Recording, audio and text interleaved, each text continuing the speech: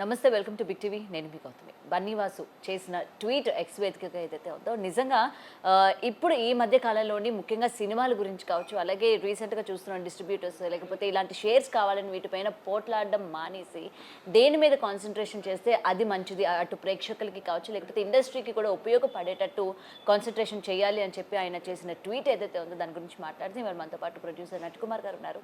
Sir నమస్తే. నమస్తే. Right. మొన్నటి వరకు ఈ షేర్స్ కావాలి, లేకపోతే మాకింత షేర్ కావాలి, లేకపోతే మాకింత పర్సెంటేజ్ కావాలి అని కొట్టుకుంటున్న టైంలోని బన్నీవాసు చేసిన ట్వీట్ ఏదైతే ఉందో, సో పర్టికులర్గా సార్ ఇటు సింగిల్ స్క్రీన్ పరిస్థితులు కావచ్చు ఇవాళ చాలా దారుణంగా తయారైపోయాయి. ఇంతకుముందు సినిమా అనగానే ఒక పండగ వాతావరణం ఉండేది. ఫ్యామిలీతో పాటు వెళ్ళి చూడాలి, ఎన్ని రోజులైనా సరే సరే ఆ సినిమా అక్కడే ఉంటుంది కదా, మనం 2 రోజుల తర్వాత వెళ్ళి లేకపోతే 1 వీక్ తర్వాత వెళ్ళినా కూడా సినిమా ఉంటుంది అన్న ధైర్యంతో ఉండేది. ఈ మధ్యకాలంలో అసలు ఏదీ లేదు. అండ్ ప్రజెంట్ హీరోల సంగతి ఇంకా చెప్పవసరం లేదు. పెద్ద హీరోలు అయితే ఎప్పుడో సంవత్సరానికో 2 సంవత్సరాలకి 4 సంవత్సరాల వరకు కూడా పెరుగుకుంటూ పోతున్నాయి.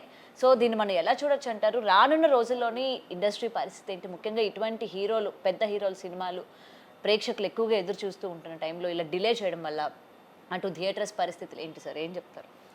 ఇప్పుడు బన్నీవాసు గారు ఫీట్ చేశారు, సింగిల్ స్క్రీన్స్ కొన్ని రోజులు పోతే కనుమరుగైపోతాయి. మంచి ప్రశ్న. బన్నీవాసు గారు అంటేనే అల్లు అర్జున్ గారు పేరు.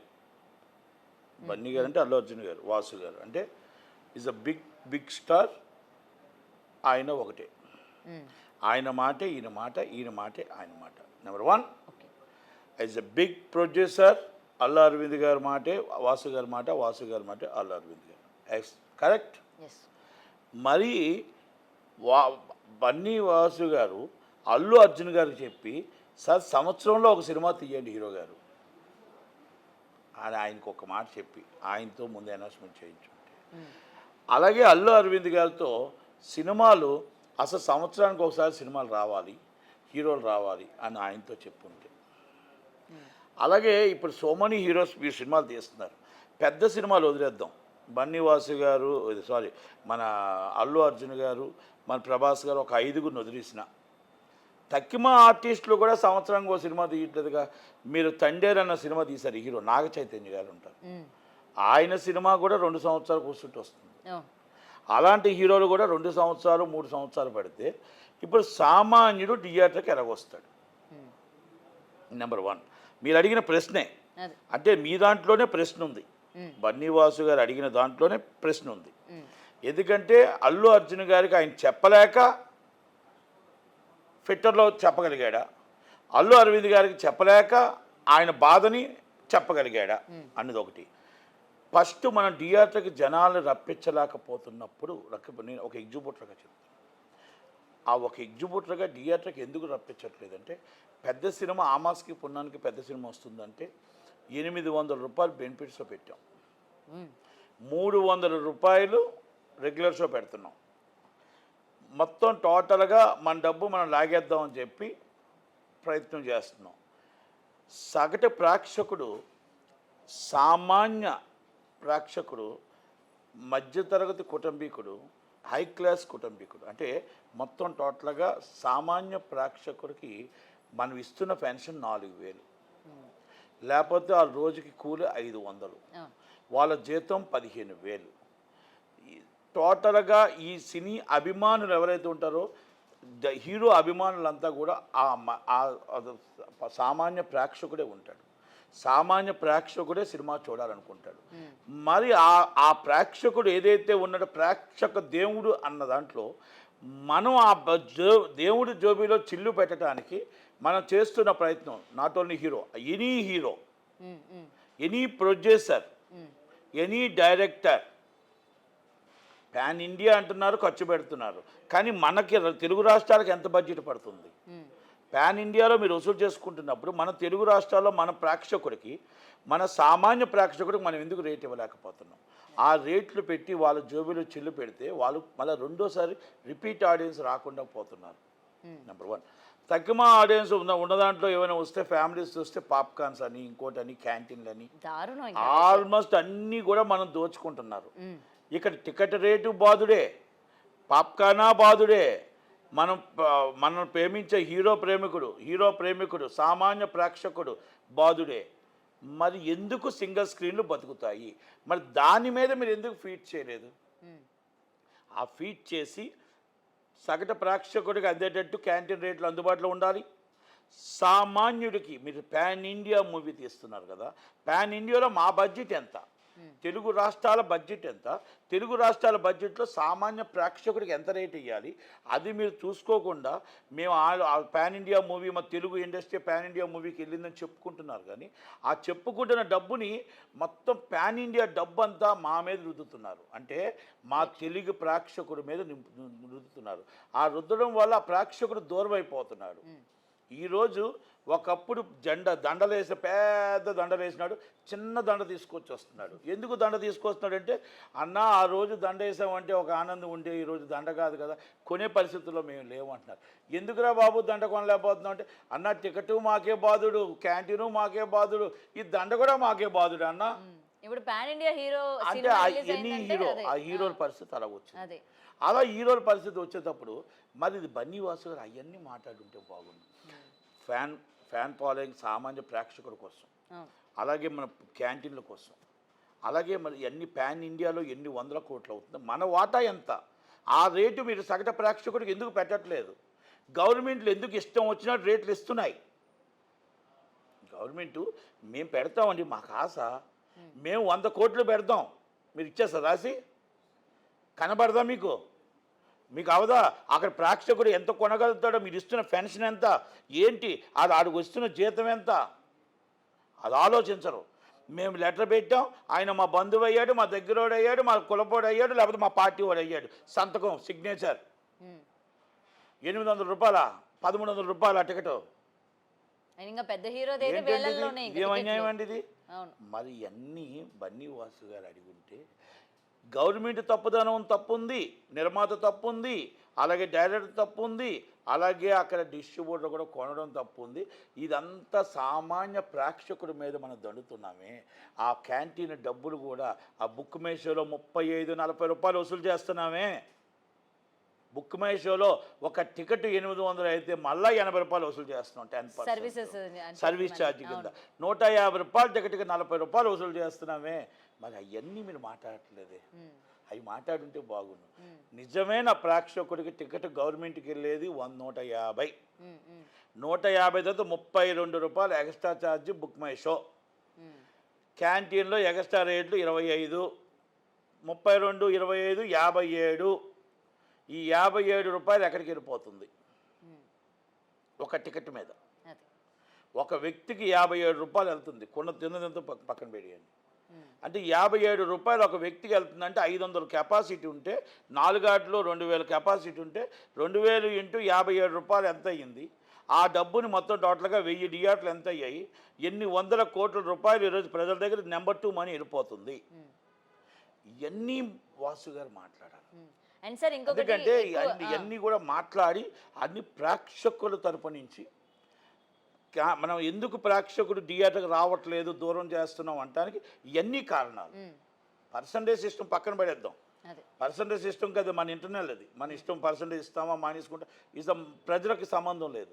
కానీ సింగిల్ స్క్రీన్స్కి మన రూపాయి రాకుండా ఇక్కడ మొత్తం టోటల్గా ఈ పరిస్థితుల్లో ఉన్నాయా లేవా, ఇది నిజమా కాదా బన్నీవాసు గారు చెప్పాలా, అంతే. అండ్ సార్ ఇంకొకటి, ఎక్కువ మీరు బడ్జెట్లు పెట్టి సినిమాలు తీసి వెంటనే వితిన్ 2 to 3 డేస్లోనే ఏ ఒక్క ఓటీటీ ప్లాట్ఫామ్ ఎక్కువ రేటుకి కొనుక్కుంటుందో వాళ్ళకి అమ్మేస్తూ ఉన్నారు. ఇంకా థియేటర్కి ప్రజలు రావట్లేదని ఇవాళ మళ్ళీ మీరు మొరపెట్టుకోవడం ఏంది?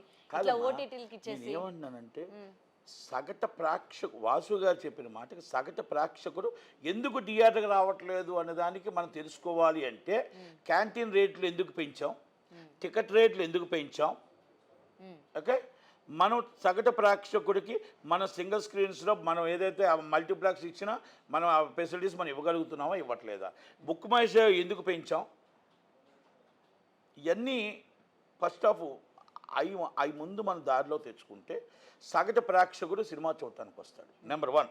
నెంబర్ 2, ఎప్పుడైతే సినిమాలు ఇదైతే అయిపోయిందో, రెండోది ఓటీటీ సినిమాలు. ఓటీటీ అనేది మినిమం 60 డేస్ మీరు ఓటీటీ ఇవ్వకపోతే వస్తాయి.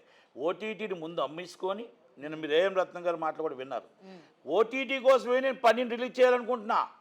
అవును. ఓటీటీ కోసం ప్రెజర్ ఉంది కాబట్టి నేను రిలీజ్ చేయాలనుకుంటున్నాను, లేకపోతే నాకు నాట్ ఇంట్రెస్టెడ్. అంటే సామాన్య ప్రేక్షకుల కోసం చేయట్లా, ఎగ్జిబిటర్ కోసం చేయట్లా, సినిమా ఫ్యాన్స్ కోసం చేయట్లా. అక్కడ డబ్బు అవసరం లేదు ఆయనకి, ఓటీటీ డబ్బే అవసరం. మళ్ళీ అంటే ఓటీటీలో టెలికాస్ట్ చేయొచ్చు కదా, థియేటర్కి ఎందుకు రిలీజ్ చేయడం? ఆయన TV9లో ఇచ్చిన ఇంటర్వ్యూలో నేను చెప్తున్నాను మీకు, ఇది నేను మాట్లాడిన మాట కాదు.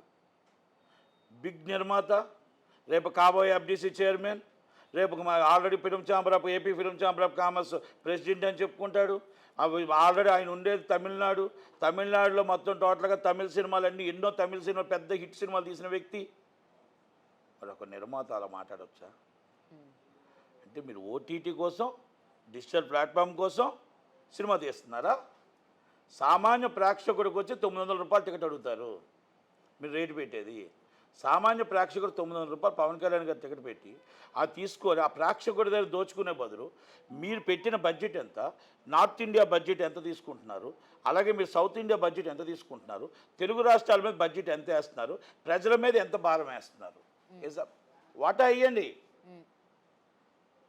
మీరు నేషనల్ సినిమా తీసిన దాంట్లో మా వాటా ఎంత, మా వాటాలో మేము సినిమా చూడటానికి మా వాటాదారుడిగా మాకు టికెట్ ఎంత పడుతుందో చెప్పండి. అండ్ సార్ ఇప్పుడు నష్టపోమని అడగట్లా, నిర్మాతను నష్టపోమని అభిమాని చెప్పట్లా. అభిమాని ఏం చెప్తున్నాడంటే, నేను రిపీట్ ఆడియన్స్గా చూడాలి అంటే నాకు పడ్డ డబ్బులు నాకు తగ్గట్టుగా నాకు టికెట్ రేట్ ఇవ్వండి. మొత్తం ఇండియా సినిమా చెప్పి తీసి మొత్తం ఇండియా డబ్బంతా తెలుగు రాష్ట్రాల్లో వసూలు చేస్తే మరి అవతల రాష్ట్రాల డబ్బులు ఏమొస్తున్నాయి? రానప్పుడు మేము నష్టపోయి, మేము ఈరోజు మన రిపీట్ ఆడియన్స్ లేకుండా మా హీరో అభిమానం మీద మేము నష్టపోతున్నాం కదా, మేము కష్టపడుతున్నాం కదా, మాకు ఇబ్బంది పడుతున్నాం కదా అని అడుగుతున్న సగటు ప్రేక్షకుడు మాట ఇది, అభిమాని మాట ఇది. అభిమానులు నాకు కొన్ని కోకోకోలాలు చెప్పారు, సార్ అంతంత రేట్లు పెడితే చేయలేము సార్, కొనలేము సార్, బెనిఫిట్స్ 500 రూపాయలు దాటకుండా ఉండాలి సార్, టికెట్ 250 రూపాయలు దాటకూడదు సార్, పెద్ద సినిమాలకి 3 రోజుల తర్వాత 200 రూపాయలు ఉండాలి సార్, ఎందుకంటే మీరు రిపీట్ ఆడియన్స్ చూడాలి అంటే సినిమాని చూసే పరిస్థితి రావట్లేదు సార్, మాకు ఇచ్చిన పాకెట్ మనీ ఒక్కరోజే చూస్తున్నాం సార్, మా అమ్మగారు ఇచ్చిన మా బలవంతంగా మీ డబ్బు తీసుకున్న ఒక్క షోకే సరిపోతుంది సార్, రెండో షో మా హీరోని చూడలేకపోతున్నాం సార్, బయట నుంచి గేటు కానీ చూడాల్సిన పరిస్థితి వచ్చింది సార్. ఇది రిక్వెస్ట్ అండి, మీరు ఎప్పుడైనా డిబేట్లో మాట్లాడండి అని చెప్పిన మాటలు ఎంత కోకోకోలలు ఉన్నాయి అభిమానులు. ఇది అభిమానుల బాధ, అభిమానుల మాట. ఇది నటికుమార్ ఒక్కడే బాధ కాదు, ఇది నిజమా అబద్ధమా? వాళ్ళ అభిమానికి తగ్గట్టు టికెట్ ఇవ్వండి, నిర్మాత నష్టపోవద్దు. నార్త్ ఇండియా బడ్జెట్ వేయండి, సాటిలైట్ బడ్జెట్ వేయండి, ఓటీటీ బడ్జెట్ వేయండి. ఇక్కడ సగటు ప్రేక్షకు తెలుగు రాష్ట్రాలకు ఎంత బడ్జెట్ ఉందో ఆ బడ్జెట్కి టికెట్ ఇవ్వండి. మీరు ఒక అభిమానిని గవర్నమెంట్ చంపేస్తుంది, నిర్మాత డైరెక్టర్ అందరూ కలిపి చంపేస్తే రేపు సింగిల్ స్క్రీన్స్ కానీ థియేటర్ కానీ ఎందుకు ప్రేక్షకుడు వస్తాడు? బన్నీవాస్ గారు అది అర్థం చేసుకోవాలి. సగటు ప్రేక్షకుడిని మనం చంపేస్తున్నాం, సగటు ప్రేక్షకుడిని థియేటర్ రాకుండా ఆపేస్తున్నాం. మనం రేటు పెంచుతున్నామా, మనం పాప్కార్న్ పెంచామా, క్యాంటీన్ పెంచామా, బుక్ మై షో పెంచామా? అవన్నీ మనం ఆలోచించుకుంటే సగటు ప్రేక్షకుడు థియేటర్ దగ్గరికి వస్తాడు. ప్లస్ ఆ థియేటర్ దగ్గరికి వచ్చిన తర్వాత ప్రతి హీరో మీ చేతిలో ఉన్న హీరోని సంవత్సరంకి ఒక సినిమా చేయమనండి.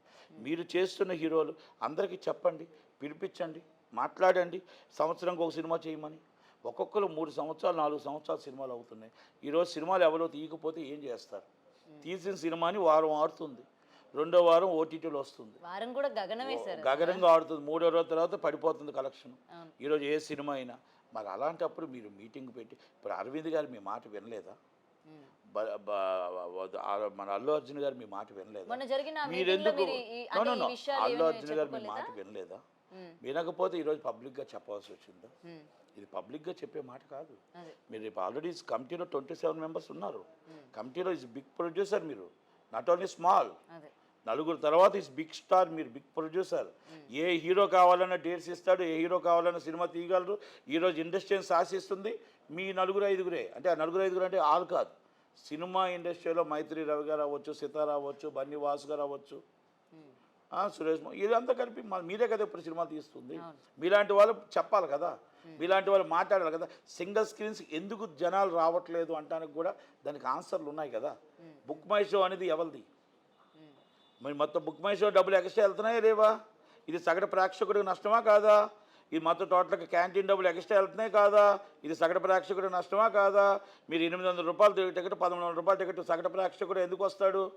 ఇవన్నిటి వల్ల సింగిల్ స్క్రీన్స్కి దూరం అయిపోయారు. కనుక అది రావాలి అంటే, రప్పించాలి అంటే ఓటీటీ అనేది 60 డేస్కి వెళ్ళాలి.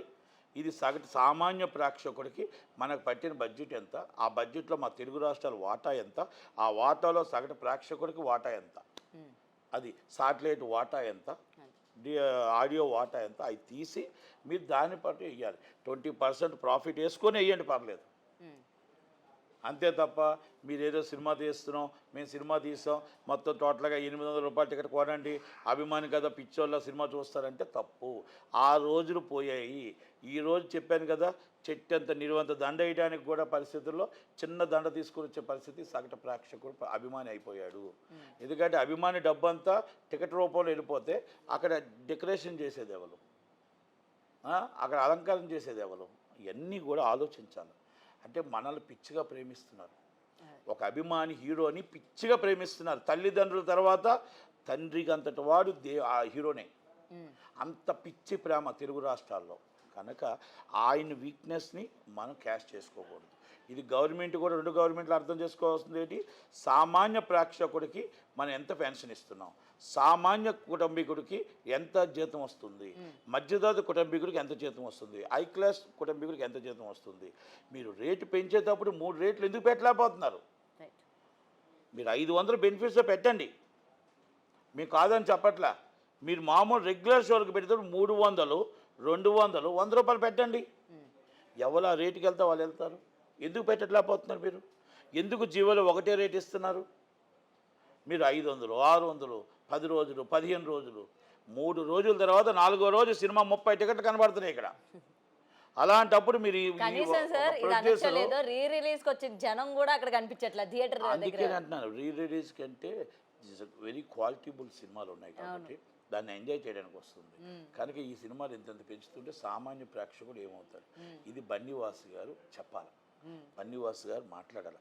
బన్నీవాసు గారు ఇప్పుడు ఫస్ట్ అల్లు అర్జున్ గారికి వాళ్ళందరికీ చెప్పి, వాళ్ళందరినీ నచ్చ చెప్పి, మొత్తం టోటల్గా తక్కువ హీరోలంతా ఆయన ఎవైలబుల్ టచ్లో ఉంటారు కాబట్టి రెగ్యులర్గా వాళ్ళందరూ చెప్పి ఎవరి ఇయర్ సినిమా తీయాలి, ఎవరి ఇయర్ మొత్తం సినిమాలు తీస్తే ఇలా వస్తుంది అని చెప్పాలి.